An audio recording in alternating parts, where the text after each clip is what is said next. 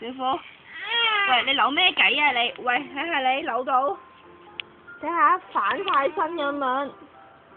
係呀，點啊你？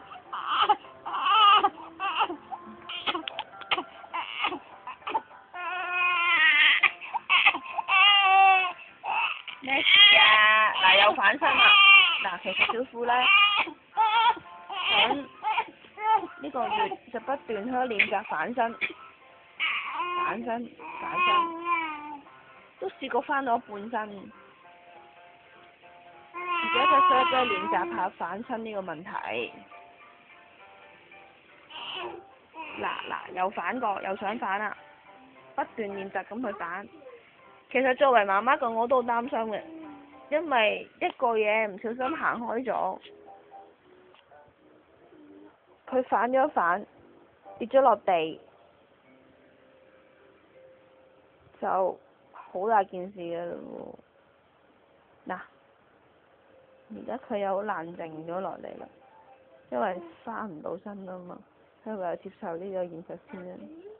唔緊要啦，俗語有話啦，三仆六坐九扶離。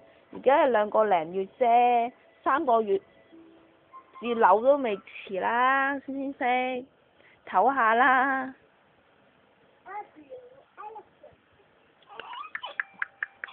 嗱，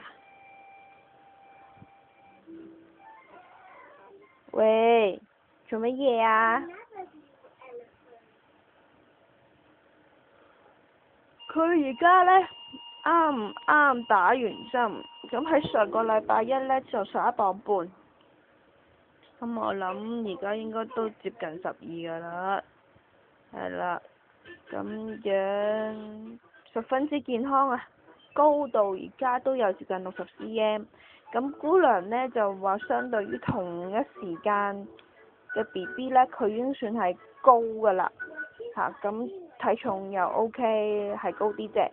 咁樣好多啲公婆級嘅親戚就講呢，就其實佢高就好啦，千祈唔好太細粒，始終係小虎啊嘛，太細粒就真係小虎啦。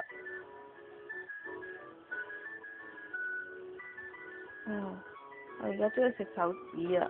其實呢，有冇啲媽咪呢，佢湊 BB 嗰時候遇到咁嘅情況呢，就係掛住咬手指，其他都即係奶嘴都唔會食。其實可唔可以食奶嘴呢？可唔可以監佢食奶嘴呢？定係還是要佢放棄食手呢？唉，呢個亦都係好大嘅問題對於我嚟講。咁有媽咪可以解答得到嘅就麻煩話我知啦。Thank you。